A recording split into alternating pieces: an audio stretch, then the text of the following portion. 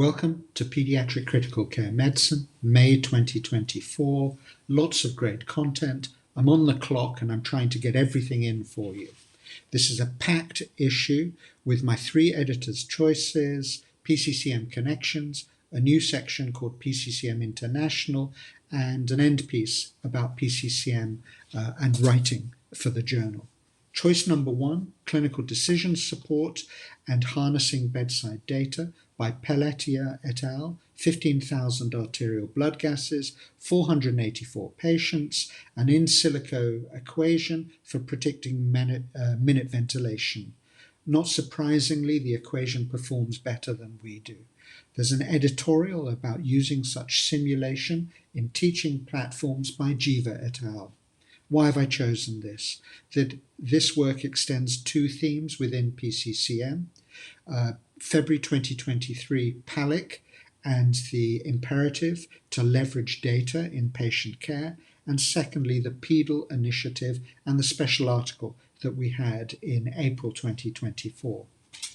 Choice number 2 is about trainee education and needs with a focus on tools for spiritual care. Stevens et al. Survey 245 out of 720 fellows. Why do I consider this important?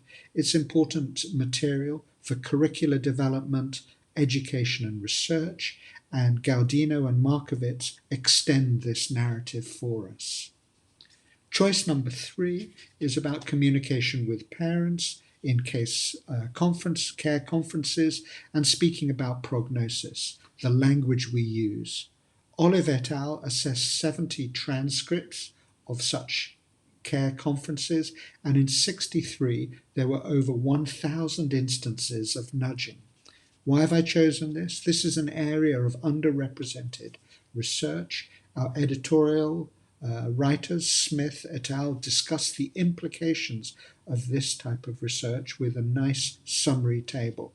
So do look at this in the context of the systematic review in this area that we've had, as well as navigator support studies. In the PCCM Connections section, we have editorial and educational material that covers two topic areas. All you need to know about PSOFA, paired articles by Akondi Azel et al., and a great editorial written by Horvat and Taylor covering the whole bioinformatics area. And the second topic is end-of-life care and the principle of supported privacy by Butler et al.